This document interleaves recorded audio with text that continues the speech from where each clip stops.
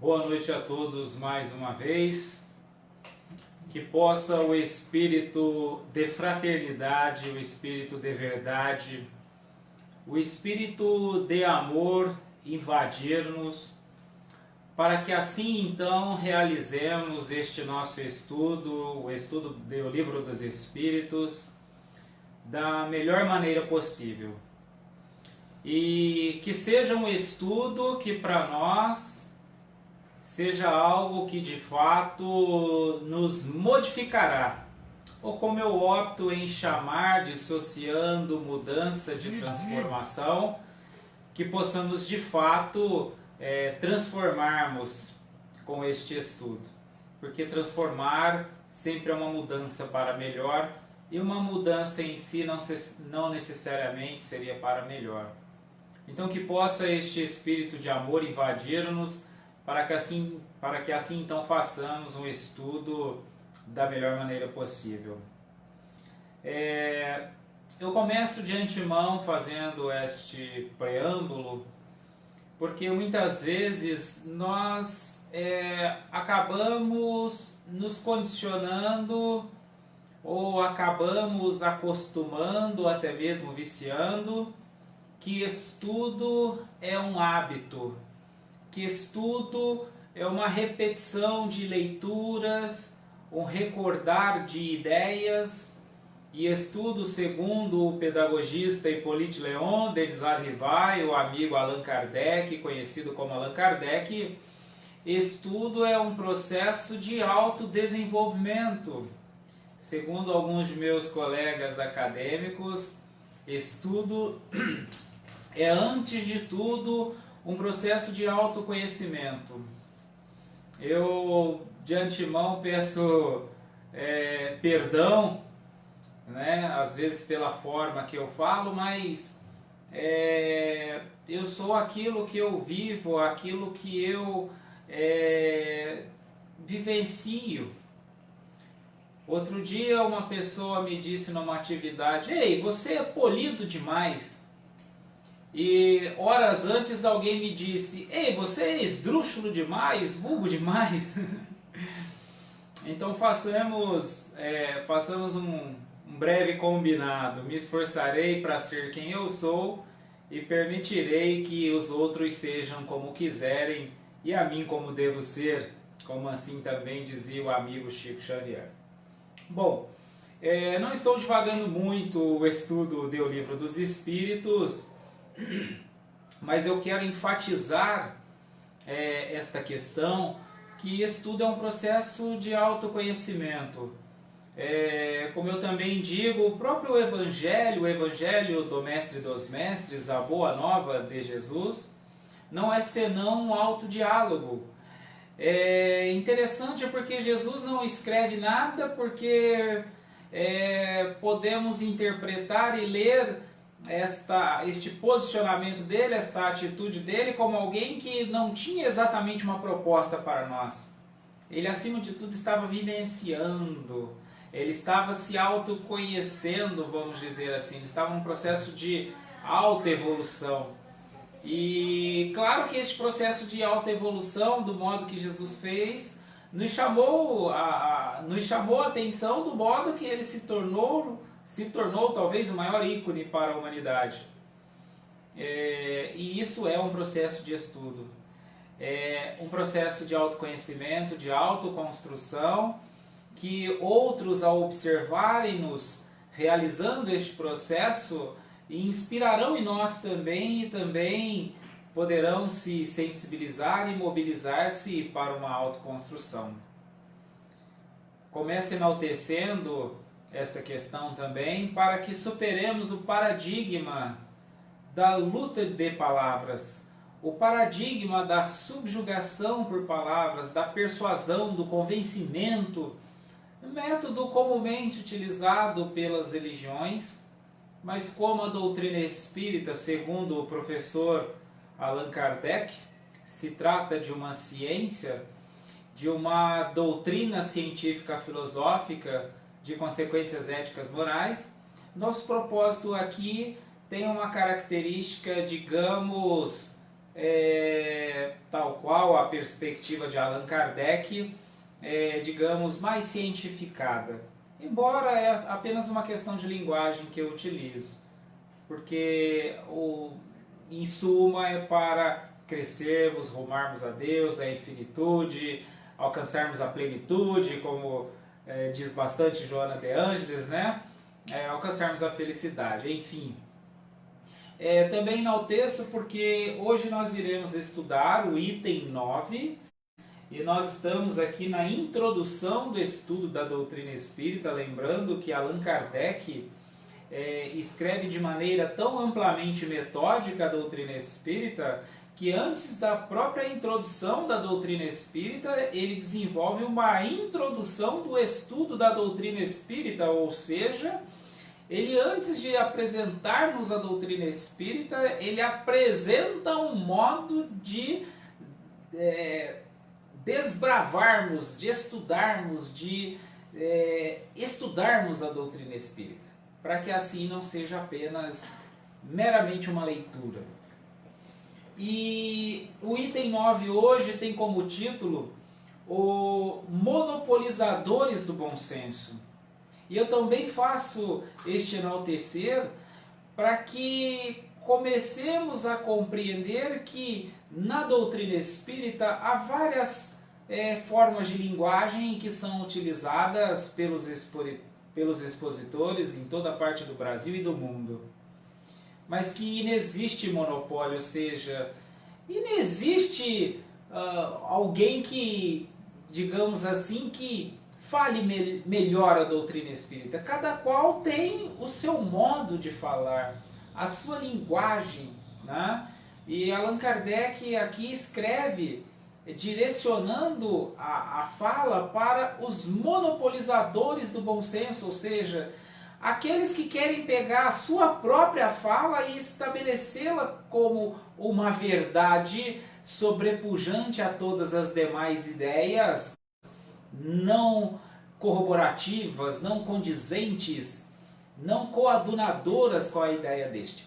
Embora Kardec até escreva, digamos, para aqueles antagonistas mais aclamantes, aqueles antagonistas, digamos, mais enérgicos, o fato é que hoje, na era informacional, este antagonismo ele é mais sorrateiro, ele é mais, digamos assim, ele às vezes não é tão agitador, mas do mesmo modo não considera, não releva e despreza, sem sequer fazer uma análise. E a tentativa aqui de Kardec não é convencer ninguém, embora esta fala seja direcionada aos antagonistas, aos monopolizadores do bom senso, né? Não, ou melhor dizendo, ela fala sobre eles, ela na verdade não é direcionada exatamente para eles. Ela é direcionada para aqueles que querem estudar a doutrina espírita e entender por que surgem monopolizadores do bom senso e como o estudante da doutrina espírita, como o aspirante a espírita, deve olhar para este tema, para esta questão. Então eu vou lendo, não é um trecho muito longo, eu vou lendo e vou comentando durante uns pontos principais que eu destaquei aqui. Item 9, introdução do estudo da doutrina espírita, monopolizadores do bom senso. O movimento de objetos é um fato comprovado. Resta saber se nesse movimento há ou não manifestação inteligente e, em caso afirmativo, qual a sua origem. Olha como que é o método de Allan Kardec. É um método completamente investigativo. Poderíamos até dizer que Allan Kardec era relativamente altamente crítico e bastante cético, porque ele é muito questionador, ele não vai encarando as coisas assim, não, legal, ele questiona, ele testa, ele refuta, até que ele tome aquilo como verdade. E faz isso inclusive apresentando outros elementos e outros sujeitos contra-argumentadores. Então o que ele diz aqui? O movimento de objeto é um fato comprovado, isso não tinha como, isso ninguém discutia, nem os monopolizadores do bom senso. Então o que ele queria saber agora, o que restava saber é se esta manifestação ela era inteligente, ela tinha, ela era uma manifestação de uma inteligência, e qual era a origem desta inteligência, né? Seriam os desencarnados, seriam os próprios encarnados, seria um fenômeno parapsíquico entre os próprios encarnados, enfim, qual seria a origem desta inteligência? Não falamos de movimento inteligente de certos objetos, nem das comunicações verbais ou das que são escritas diretamente pelos médiuns. Esse gênero de manifestações tão evidente para aqueles que viram e aprofundaram o assunto não é, à primeira vista, bastante independente da vontade para convencer um observador novato. O que Allan Kardec está falando aqui?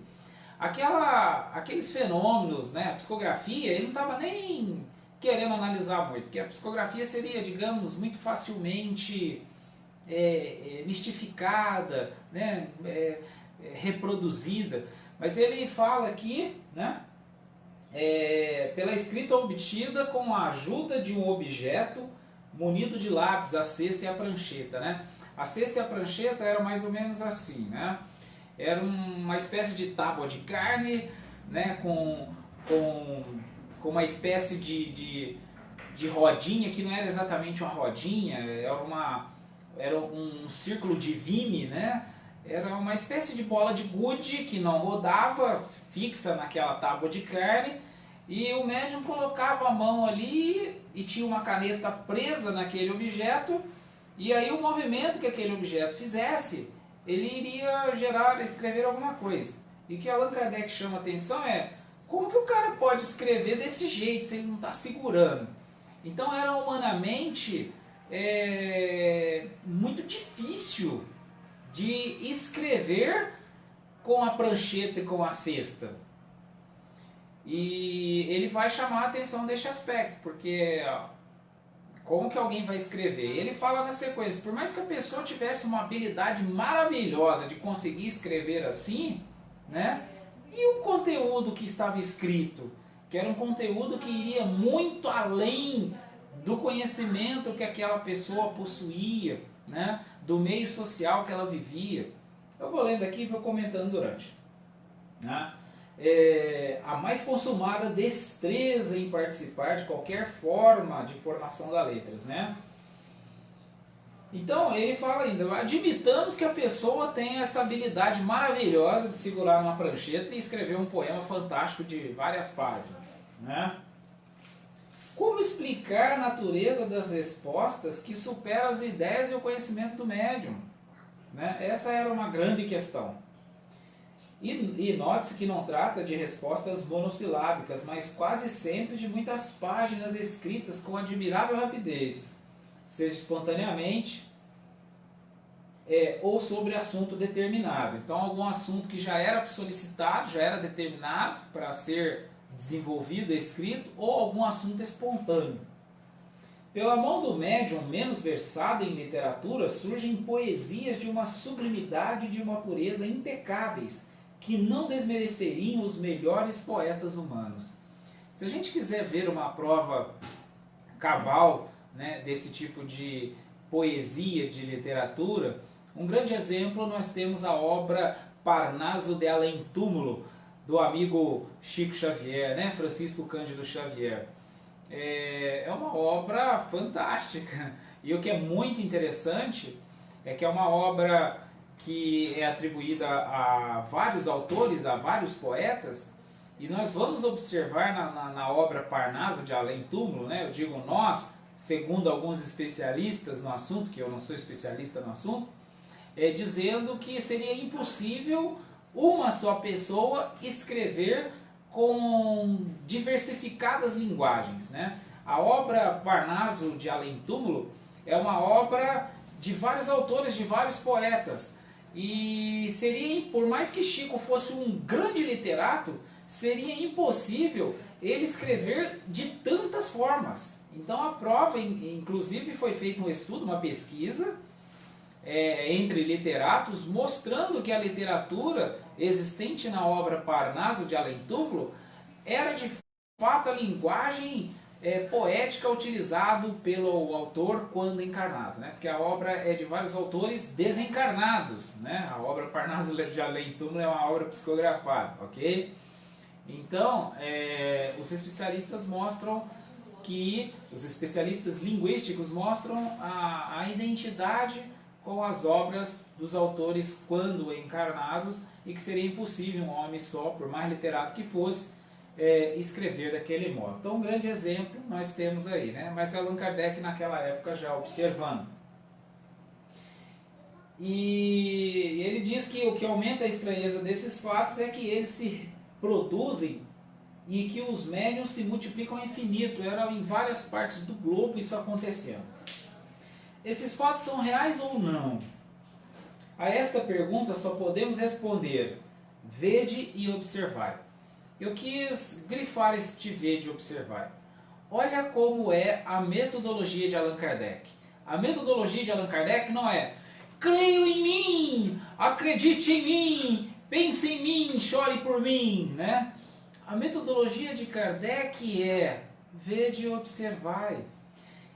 Esta é a atitude, uma postura de um exímio educador, do exímio pedagogista, ou seja, propondo que o educando, o aprendente, seja aquele que chegue a uma conclusão por si próprio, e não que seja despejado, entregue, transmitido, imposto, né?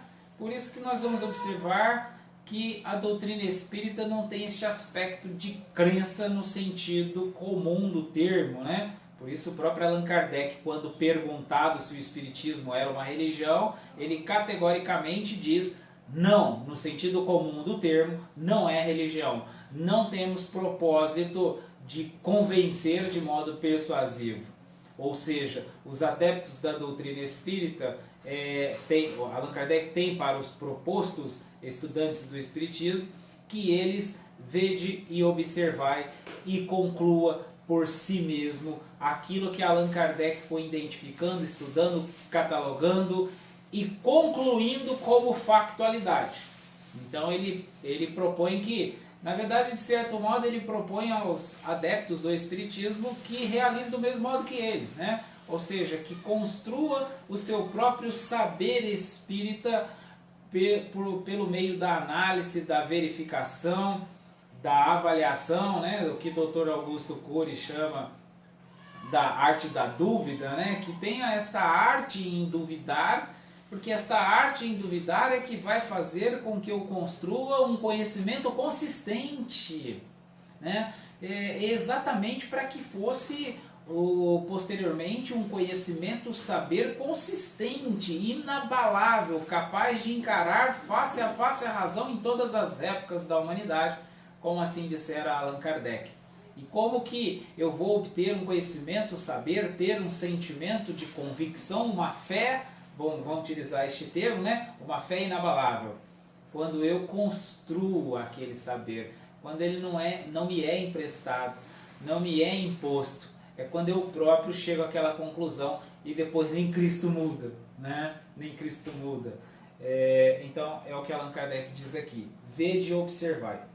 Não vos faltarão oportunidades, mas sobretudo observai com consciência. Outro ponto que eu também anotei aqui: observai com consciência, ou seja, não é só olhar e precipitadamente fazer uma conclusão.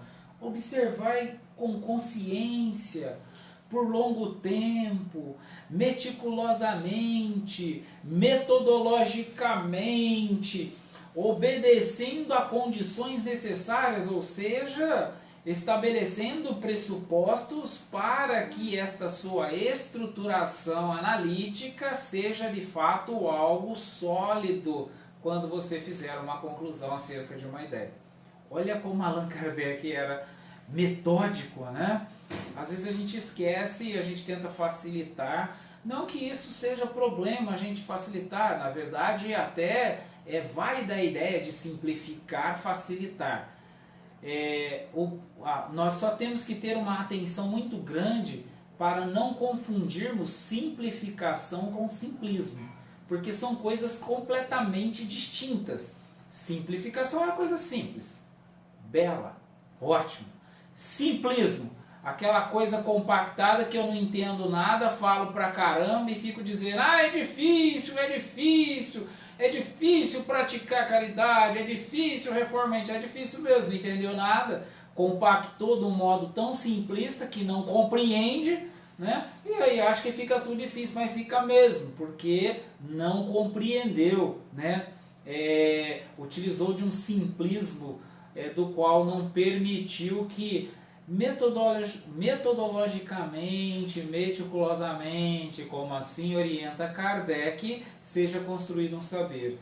Porque quando ele é construído dessa forma, logo, inexoravelmente, é uma fé inabalável que encara face a face a razão em todas as épocas da humanidade. Então, observai com consciência. Consciência do quê? Consciência disso que eu estou comentando, né? De coisas deste tipo, né? Consciência do que está fazendo, ciência plena do que está fazendo. O que nós estamos fazendo aqui agora? Estudando, nós não estamos lendo, nós não estamos deixando de estar com a família, de estar no momento de lazer, de estar no momento realizando qualquer outra coisa útil ao mundo, para passar tempo, para perder tempo, desperdiçar tempo. Estamos estudando, então consciência profunda disso que nós estamos fazendo aqui, que é investindo perante essa vida que investe em nós para realizarmos uma grande autoconstrução. Algo que depois de alguns minutos eu olhe para trás e sinta, poxa, mas que estudo, que baita estudo, eu sinto outro. E faço uma outra observação. Também não estou falando de motivação, daquela coisa que a gente termina, uhul, que legal, bacana, tal, aí eu vou, deito, durmo, amanhã voltou na mesma. Eu falo de um engajamento, não de uma motivação, de um engajamento, de algo que me transforme de tal modo que eu jamais retornarei como era antes de realizar este estudo. Então, este é o nosso propósito enquanto estudantes, estudantes com consciência, observando isso que nós estamos estudando com consciência, tal qual propusera Allan Kardec. Por longo tempo e obedecendo às condições necessárias, ou seja, para Kardec não dava para que o estudo fosse uma coisa de vez em quando. Não, de vez em quando eu dou uma lidinha, eu estou estudando, não. É algo que precisa de uma investidura, que venha fazer parte de nossas vidas. Eu sugeriria, mera sugestão, porque cada um vai ter seu modo, né, de se organizar, mas eu sugiro uma breve leitura, pelo menos um momento do dia, que seja de 1 minuto, pare e olhe para a doutrina e estude, né, se você tem a pretensão de compreender o que Kardec tem a dizer pela doutrina espírita, né? O que Kardec, eu falo Kardec, mas a doutrina, antes de tudo, é dos espíritos, é que Kardec é um amigo encarnado que catalogou, né, que foi responsável por esta catalogação, que fora responsável pelo estabelecimento desta metodológica para que assim estudássemos a doutrina espírita. Continuando então. A evidência, o que respondem os antagonistas? Né? Então Kardec fala assim, mas nós estamos diante de evidência, e o que os antagonistas vão dizer sobre isso? Sois vítimas do charlatanismo, dizem eles, ou joguetes de uma ilusão? Então os antagonistas vão olhar para os fenômenos mediúnicos, né? E vão dizer, isso é charlatanismo, isso, vocês são joguetes de uma ilusão, vocês estão iludidos, né? Kardec responde de início que para o charlatanismo tende a haver lucros, né? Então ele descarta, porque o pessoal está fazendo de graça, né? Pegando mais uma vez Chico Xavier, que é um grande exemplo de mediunidade, de fenomenologia mediúnica aqui no Brasil e mais recente, né? Alguém ser charlatão, dormindo 3 horas por dia, atendendo gente até alta madrugada, escrevendo centenas de obras, sendo por direito proprietário de milhões e milhões de reais, né? e não lança a mão de nenhum centavo disso. Que espécie de charlatanismo é esse, né? Nós teríamos que rever a definição de charlatanismo. Então Allan Kardec também já descarta que naquela época já não fazia sentido, né? Porque os charlatães não agem gratuitamente. Então ele diz, seria quando muito uma mistificação, né? Um engano, uma enganação, um engodo, um ludibriar, né? Seja do próprio médium ou seja do espírito, né? Se a inteligência fosse extracorpórea, né? A mistificação não vai ser o assunto agora, mas é algo que Allan Kardec até consideraria, tá, pode ser mistificação, né? Quando muito. Mas ele diz na sequência, mas por que estranha coincidência de haver uma mistificação a nível mundial e uma mistificação exatamente do mesmo jeito, com a mesma linguagem? Que mistificação é essa que acontece em toda a parte? É uma quadrilha internacional de pessoas, né? De um grupo internacional de mistificação, quer dizer, também não fazia muito sentido, né? Porque era de um extremo ao outro do mundo, porque Allan Kardec verificou que ocorreram os fenômenos nos Estados Unidos, em várias partes da Europa, na Ásia, enfim, né? Que ele agindo das mesmas maneiras e respondendo idêntica sobre as mesmas questões, respostas idênticas sobre as mesmas questões. E então, quer dizer, tinha os mesmos sentidos, né? Ele fala, se não fosse utilizada a mesma palavra, a essência, o sentido era o mesmo. Como é que pessoas sérias, honradas e instruídas se prestariam a semelhantes manobras e com que objetivo? Eu aqui fiz uma anotação, né? Por exemplo, né? Qual seria meu intuito de estar estudando agora isso, né? Seria meu charlatanismo? Seria minha mistificação? Estou sendo mistificado por um desencarnado ou um fenômeno psicológico está me levando a uma automistificação, né? Como é que pessoas sérias, honradas, eu sou suspeito para falar de mim, né? Mais instruídas, né? Depois de ter cursado, depois de ter estudado, né, um tanto na vida como eu estudei, estar aí fazendo várias coisas, né? Ter visto tantas coisas na área das ciências, por que cargas d'água eu estaria aqui agora dando credibilidade para isso que eu estou estudando? Porque depois de ter estudado física, química, português, sociologia, filosofia, história, direito, administração, economia, ética, moral, enfim, estudado tanto, eu estaria aqui dando alguma credibilidade. Por qual razão? Né? Pelo menos quem está assistindo não está me enviando dinheiro, né? Enfim, por qual razão? É o que Allan Kardec coloca, né? Com qual objetivo? Como teria encontrado entre as crianças a paciência e a habilidade necessárias? E entre as crianças que também, né, desenvolviam os fenômenos na época da análise de Kardec e isso até hoje? Porque se os médiuns não forem instrumentos passivos, é claro que necessita de habilidade de conhecimentos incompatíveis com certas idades e posições sociais. Então o que Allan Kardec está dizendo é que se os médiuns não estão sendo instrumentos passivos, eles teriam que ter habilidade e conhecimento, né, de outras posições que eles não possuíam. Então acrescentem que, se não há embuste, dos dois lados podem estar embaídos por uma ilusão. Então vamos dizer que não tem embuste, não tem enganação, né? E vamos dizer que esteja ocorrendo uma ilusão. Aí o que Allan Kardec diz? Em boa lógica, a qualidade das testemunhas tem um certo peso. Inclusive para a doutrina judiciária, né? Testemunha tem forte peso. Então, Kardec está fazendo esta menção aqui, né? Em boa lógica, qualidade de testemunha tem um certo peso. Ora, é o caso de perguntar se a doutrina espírita, que conta hoje milhões de adeptos, só os recruta entre os ignorantes. Eu quero contar um caso aqui especial, né, de William Crookes, que eu deixei até anotado aqui.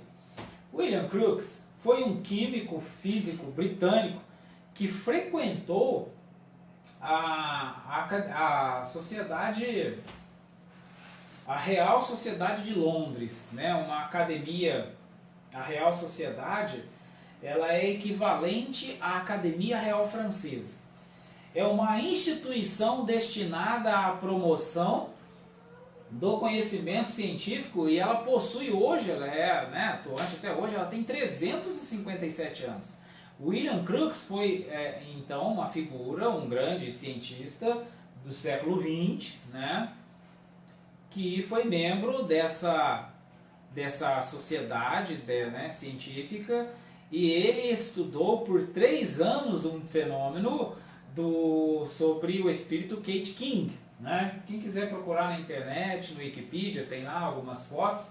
Durante 3 anos ele estudou, um grande cientista de uma grande sociedade reconhecida mundialmente até hoje, fez um estudo que perdurou por 2 anos. Né? Inclusive tem foto de William Crookes, Sir William Crookes, ao lado do espírito Kate King. Então Kate King é um caso muito conhecido no mundo inteiro, incontestável, de materialização de espírito, onde William Crookes estudou. Né? Então o que eu estou mencionando aqui William Crookes, porque quem dissesse que fosse ilusão de William Crookes, vale lembrar que William Crookes realizou vários encontros com o espírito Kate King, inclusive diante de várias testemunhas. Né? Eles se organizavam em determinado dia, em determinado horário, várias pessoas iam à casa da senhora Kate King. Era um espírito que era recebido na casa de uma senhora chamada Florence Cook, né? Em Londres. Florence Cook, é isso mesmo? Não, eu já esqueci o nome. Depois vocês procuram lá. É de menos isso aí, né? Mas o que eu quero dizer é que ele era recebido. William Crookes então teve autorização dessa senhora para estudar o espírito Kate King, que na casa dela se manifestava.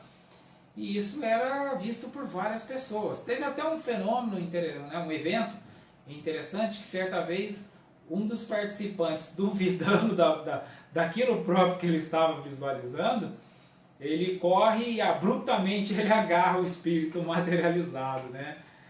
E naquele momento o espírito fica preso, porque estava materializado, e de repente o espírito vai se desmaterializando, como um filme, né, de ficção, né? Pelo menos aparentemente o que a gente tomaria como ficção hoje, o espírito vai se desmaterializando da frente, né, dos braços desse membro participante dessa reunião e desaparece, né, desmaterializa.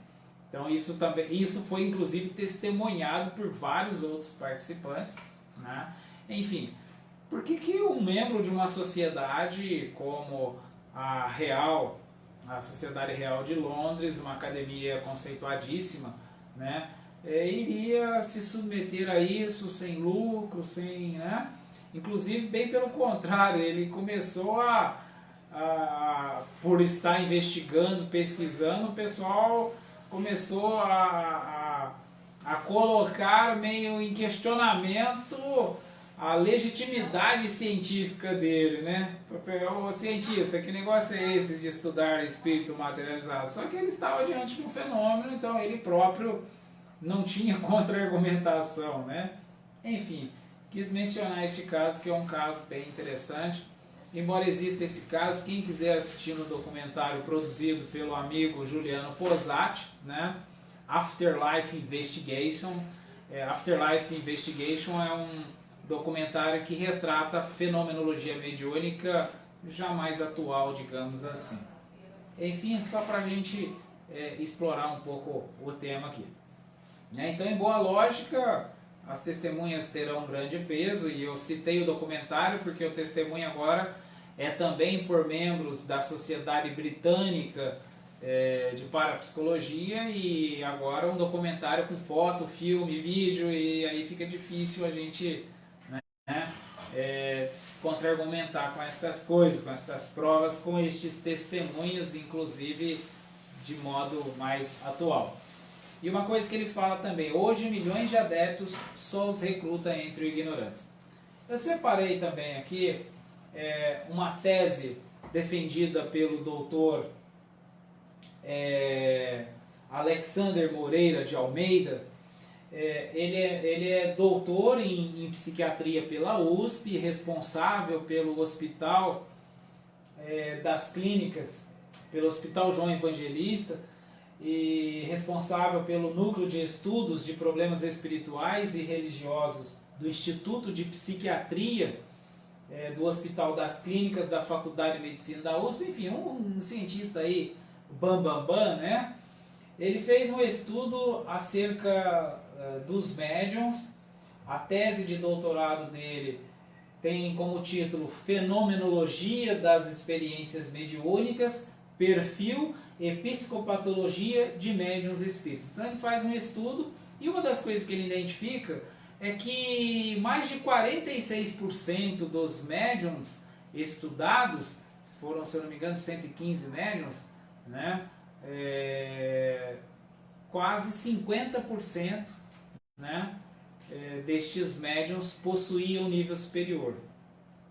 Então por que eu estou apontando isso? Porque Allan Kardec faz essa observação, porque aqueles fenômenos, aquelas coisas atraíam pessoas como ele, que era um cientista também, e atraiu vários outros cientistas, pessoas sérias, honradas e instruídas da sociedade, né?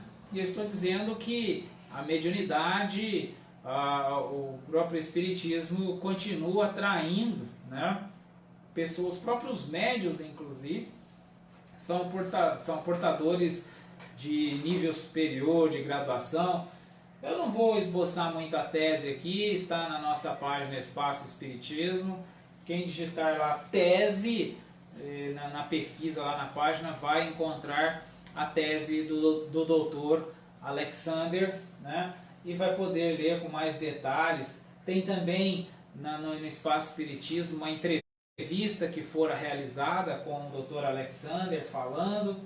Enfim, eu queria aqui expor, né, que há um número de adeptos muito grande e um número de adeptos de elevada escolaridade, enfim. Isso nos leva a supor que então não deve ser tão charlatão o negócio, né? Ou pelo menos tão embuste para que ludibrie facilmente estas pessoas, né? Bom, os fenômenos em que ela se apoia são tão extraordinários que concebemos a dúvida, mas não se pode admitir a pretensão de alguns incrédulos ao monopólio de bom senso, né? Ou que, sem respeito às conveniências e ao valor moral dos adversários, taxem de ineptos a todos os que não concordam com as suas opiniões. Então, é sabido que são extraordinários, né? Hoje em dia talvez nem tanto, né? Hoje em dia quase nada é tão extraordinário. Mas a fenomenologia era algo, admitamos algo, né, extraordinário. Mas o que Allan Kardec diz aqui é o seguinte: nós concebemos a dúvida. Até aí duvidar se é uma inteligência, se não é, tudo bem, mas entre você duvidar e afirmar que é um charlatanismo, que é uma ilusão, há uma longa distância, né? Ou melhor, são coisas bem distintas. A dúvida é a não precipitação por uma conclusão, mas ao mesmo tempo a dúvida é a confirmação de uma não conclusão. Agora, afirmar embuste e ilusão, aí é uma afirmação, né? Então, Allan Kardec, né, fala que não tem a pretensão de alguns incrédulos de não obter o monopólio do bom senso. Em outras palavras, Allan Kardec está dizendo: olha, eu também estou disposto para qualquer pessoa no mundo vir aqui eventualmente me ajudar a entender o que é este negócio aqui. Se esses médiuns são realmente um monte de iludidos e estão fazendo eu me iludir no meio aqui, né? Mais ou menos isso que ele também diz. Talvez não com essa linguagem que eu utilizo, mas o que ele quis dizer, o sentido pelo menos, fora este, né? Aos olhos de toda pessoa judiciosa, né? Vou olhar no dicionário aqui o que é judiciosa, né? Pessoa sensata, né? Eu já olhei no dicionário.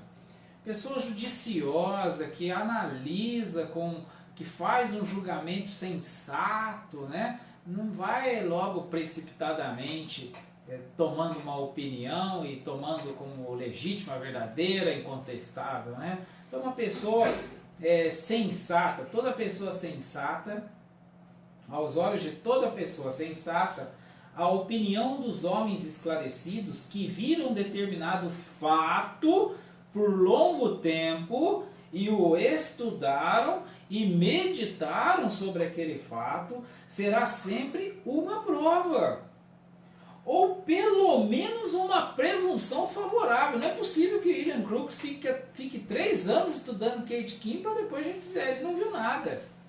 Poxa, né? Pelo menos, né? Se não for uma prova que Kate Kim materializava, pelo menos, até que se prova o contrário, favorável a ele, né? Favorável ao que ele afirmou, né? Até porque é algo que prendeu a atenção dele por 3 anos, né? E algo que está prendendo a minha atenção aqui por já 25 anos, né? Desde que eu conheci a doutrina, meados de 1994, né? Portanto, então 24 anos, para ser um pouco mais específico, né? Tem prendido minha atenção esse negócio de espiritismo. Então, se tem prendido a minha atenção durante 24 anos, diante de tudo mais que eu já visualizei durante todo este tempo, pelo menos uma presunção favorável a que o espiritismo e todo o seu arcabouço fenomenológico vem apresentar, né? Pelo menos um ponto, uma presunção favorável a isso, né? Porque prendeu a atenção. Talvez se eu não for alguém tão sério, pelo menos prendeu por 25 anos, 24 anos a minha atenção e tem prendido, né, até então. Que não tinha nenhum interesse em propagar erros, né? Eles não tinham e eu também não tenho nenhum interesse em propagar erro aqui, né? E nem perder tempo, né? Nem tempo a perder com futilidades.